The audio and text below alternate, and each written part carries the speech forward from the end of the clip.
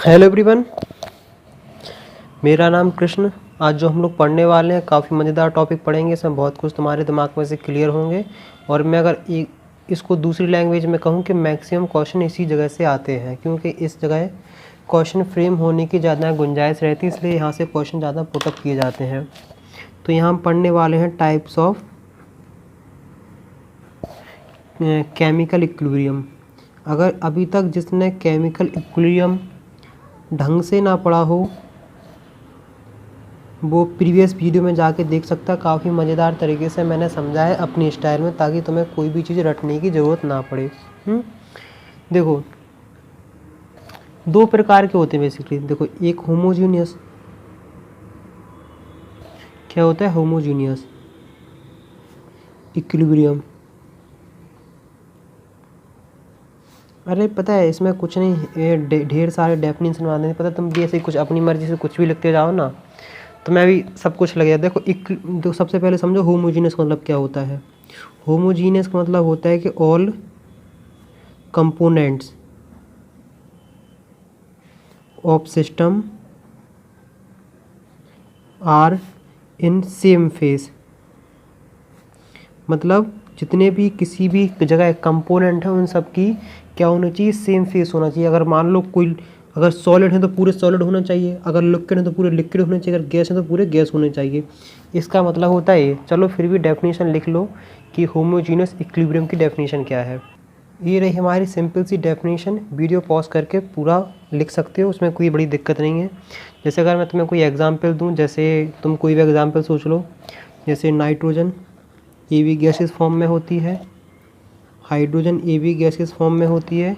इससे पता फॉर्मेशन क्या होता है, इससे फॉर्मेशन होता है NH3। आखिर इक्विलिब्रियम की बात करें तो एक साइन तो मस्ट है आना, NH3। इसे तुम बैलेंस करोगे तो देखो ये करोगे, यहाँ 3 हो जाएगा, यहाँ 2 हो जाएगा, बैलेंस हो गया है। इसका मतलब देखो ए बी गैस में ए बी गैस में ही है, तो ये कौन सा है इक्विलिब्रियम, होमोजीनियस इक्विलिब्रियम। अगर मान लो तुम कुछ भी सोचो, जैसे C2H OH, ये लिक्विड में होता है शराब। वैसे अल्कोहल की फॉर्मूला है COH। ये एसिडिक, ये क्या नाम है, ऑर्गेनिक एसिड होता है। और ये भी इक्विलिब्रियम में है CH3 CO C2H5, ये भी लिक्विड में है। और H2 जो ये भी लिक्विड में ही है। देखो हर चीज़ बिल्कुल एक ही स्टेट में है कि नहीं। जैसे देखो लिक्विड लिक्विड लिक्विड लिक्विड, यही बोलते हैं।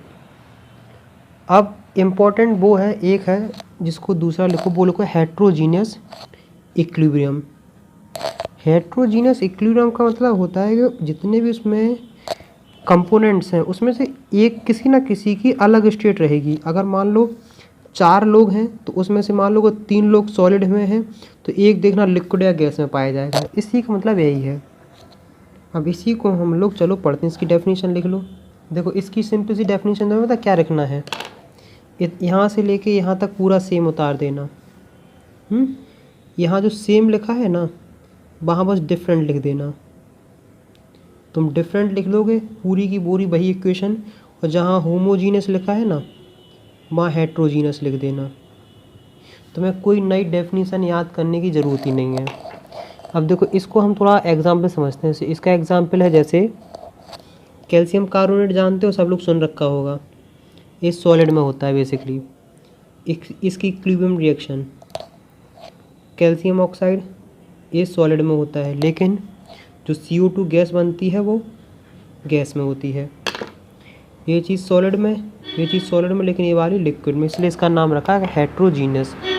जैसे अगर मान लो हम सिंपल सा H2O पानी और आइस की इक्विलिब्रियम देखते हैं, तो H2O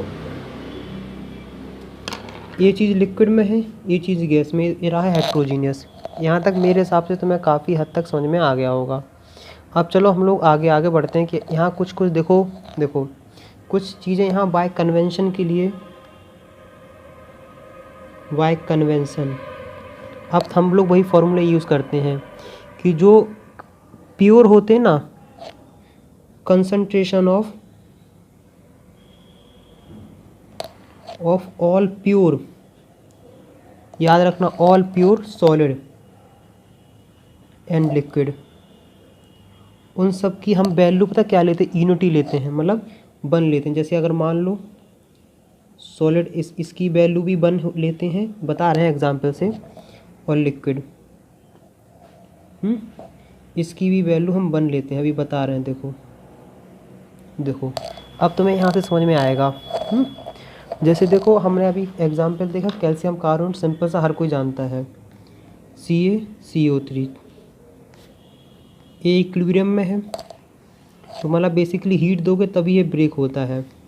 अगर मतलब है कोई मान लो जो चूना होता है ना, उसे अगर मान लो तुम खड़ा, मतलब जैसे बोलते हैं सॉलिड लाओ, उसे एक कंटेनर में क्लोज़ करो, मान लो एक कंटेनर में क्लोज़ कर दिया है, इसे तुम क्या करो, हीट दो, तो कुछ देर तक देखना एक सॉलिड कैल्शियम ऑक्साइड में चेंज होगा, सॉलिड में, और गैस में चेंज होगा।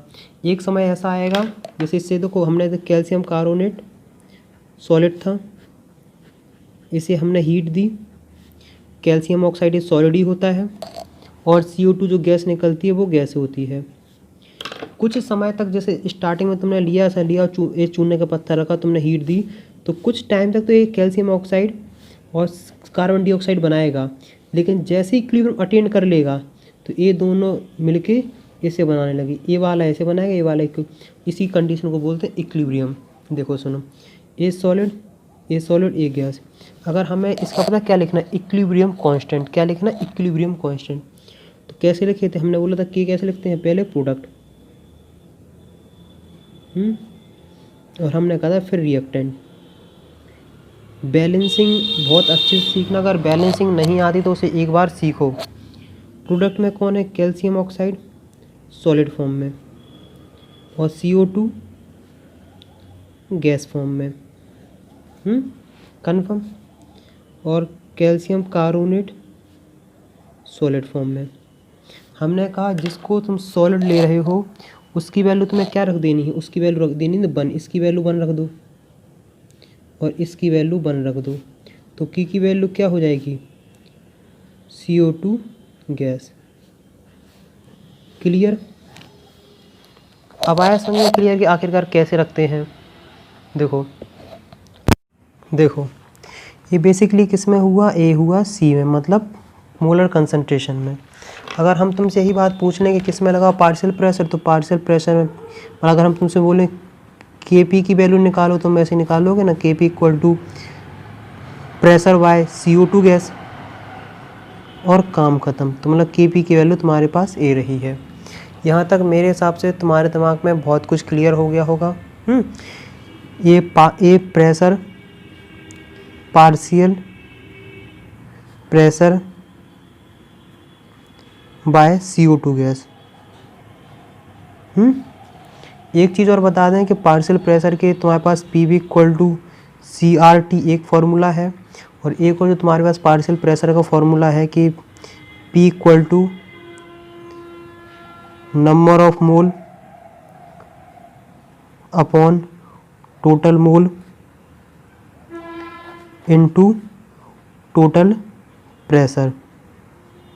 ये भी तुम्हारे पास दूसरा है, इसकी भी हेल्प से तुम मतलब काफ़ी बहुत कुछ निकाल सकते हो। तो मुझे उम्मीद है कि यहाँ तक तुम्हें काफ़ी हद तक समझ में आ गया होगा।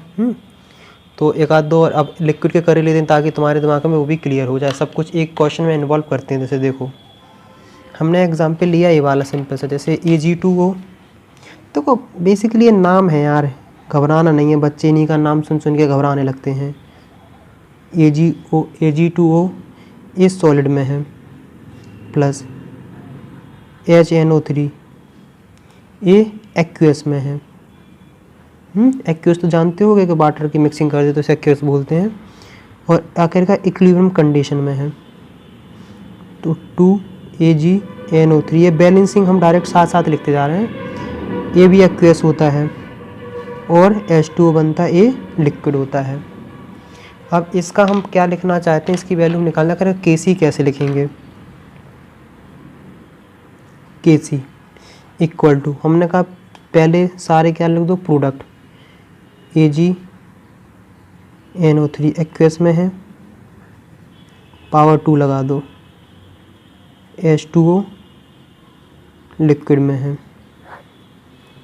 और Ag2O सॉलिड में है और HNO3 एक्वेस में है और इसके ऊपर कितनी लगा 2 की पावर। अब तुम्हें क्या क्या याद रखना है, जो सॉलिड है और लिक्विड है उसकी वैल्यू 1 रख दो। ये चीज़ लिक्विड में है तो इसकी वैल्यू 1, वो चीज़ सॉलिड है तो उसकी वैल्यू 1। और यहाँ देखना प्रेशर वैशर की तो बात होगी नहीं, क्योंकि कहीं भी तुम्हें गैस देखने को नहीं मिल रही है। तो AgNO3 एक्वेस पावर 2 और HNO3 एक्वेस पावर 2। क्लियर हो गया है? ये रहा तुम्हारा सिंपल सा आसान आंसर। मुझे नहीं लगता कि तुम्हें कोई भी चीज़ रटने की ज़रूरत होगी, कोई भी परेशानी की ज़रूरत हैगी। देखो लिक्विड एंड एक्वेस में थोड़ा सतर्क रहना। लिक्विड की वैल्यू हम 1 लेते हैं, ना कि एक्वेस की, क्योंकि कई बच्चे एक्वेस की वैल्यू 1 ले लेते हैं, जिसकी वजह से वो क्वेश्चन गलत कराते हैं और फिर कहते हैं कि हमें आखिरकार कहाँ दिक्कत आ गई है। यूनिट की तो वैसे मैं शॉर्ट ट्रिक बता ही चुका हूँ, तो फिर भी अगर कोई दिक्कत आए तो फिर भी एक बार पूछ। देखो जैसे अगर मान लो हम यूनिट बताते हैं, जैसे अब टाइम है तो मैं सोचा कुछ ना कुछ बता ही दूँ। AgNO2 + O2 गिव्स क्या होता है 2NO गैस। इसकी पता मैंने पावर सिंपल सी बताई थी। अगर मान लो तुम्हें क्या निकालनी है, के की वैल्यू, अगर के की यूनिट निकालनी, सिंपल सा हमने क्या कहा था, मोल पर लीटर लिखो और डेल NG लिख दो। डेल NG की वैल्यू मतलब 2 और -2 0 आ रही है। इसकी वैल्यू ओवरऑल 0 हो गई है। देखो इसकी वैल्यू 0 तो इसकी वैल्यू 1 हो जाएगी, तो के की वैल्यू 9 यूनिट। अगर 1 देखने को मिला तो मैं 9 यूनिट। अगर वैसे लिखना है तो तुम्हें पता कैसे लिखो, के की वैल्यू लिखोगे तो NO स्क्वायर N2 O2, इसकी तुम लिखोगे सबसे पहले तो इसको लिखोगे, इसकी लिखोगे, फिर इसको लिखोगे, फिर बाद में कैंसिल आउट करके वो हो ही जाना है। जैसे मैं तुम्हें दूसरा एग्जांपल देता हूँ अपनी ट्रिक से। PCl5 गैस में है, इक्विलिब्रियम में चल रहा है, तो PCl3 + Cl2 गैस। के की यूनिट हमने क्या कहा, मोल पर लीटर लिखो, 2 - 1 यूनिट होगी मोल पर लीटर। कितने मज़ेदार है ना। कोई चीज़ रटने की हमारे तो हमें नहीं लगता कोई चीज़ तुम्हें रटनी ही पड़ेगी। देखो चलो तीसरा एग्जांपल देते हैं। CrO4 - 2 ये एक्वेस में है, प्लस Pb + 2AB एक्वेस में है। PbCrO4 ये सॉलिड में है। तो के की यूनिट बेसिकली अपने पास क्या है, देखो सॉलिड की, तो सॉलिड और लिक्विड तो हम लोग उसे नोटिस भी नहीं करते हैं, तो आखिरकार लिखोगे 1/, देखो तो जो डेल एन की वैल्यू लोगे ना, तो उसमें तुम्हें ये सब तो इग्नोर कर देना, इसकी वैल्यू इग्नोर कर दो। जो सॉलिड है उसे तुम्हें इग्नोर कर देना यूनिट में। तुम्हें सिर्फ इन दोनों के मोल काउंट करने हैं। क्या करने, इन दोनों के मोल काउंट करने हैं। तो देखो सुनो, इसके आखिरकार तुम्हारे पास यहाँ से 1 और यहाँ से 1। हमने बोला के इक्वल टू क्या लिखना है तुम्हें, मोल पर लीटर। 1/2 देखो प्रोडक्ट माइनस रिएक्टेंट, -2 की वैल्यू मोल -2 L + 2 L स्क्वायर पर मोल -2। क्लियर हुआ? कोई समस्या दिक्कत हो तो बताओ। तुम अगर वैसे भी लिखने जाओगे ना तो आंसर देखना इसका यही आएगा। वैसे ही तुम पूरा कन्वर्जन करके लाओगे तब भी इसकी वैल्यू यही आएगी। अगर कोई Kp की यूनिट पूछना चाहे, देखो अगर यहाँ गैस नहीं है तो इसकी कोई भी तुम यूनिट नहीं ले पाओगे। पहली बात है, अगर गैस नहीं है तो कोई यूनिट नहीं ले पाओगे Kp की। अगर तुम इसमें लेना चाहते हो, अगर तुम इसकी जगह लेना चाहते हो जहाँ गैस है, तो सिर्फ तुम्हें गैस के मॉलिक्यूल्स ही काउंट करने हैं, बाकी सब तुम्हें इग्नोर कर देना है। तो जैसे अगर मान लो मैं बोलता हूँ कि सिर्फ तुम्हें किसके काउंट करने हैं, N2 O4 गैस और NO2 गैस। तो Kp की वैल्यू क्या निकालोगे, जैसे देखो हमने बोला है बार, या ATM भी लिख सकते हो, बार भी लिख सकते हो, जो तुम्हारी मन करे। ATM ले लेते चलो, ATM डेल NG 2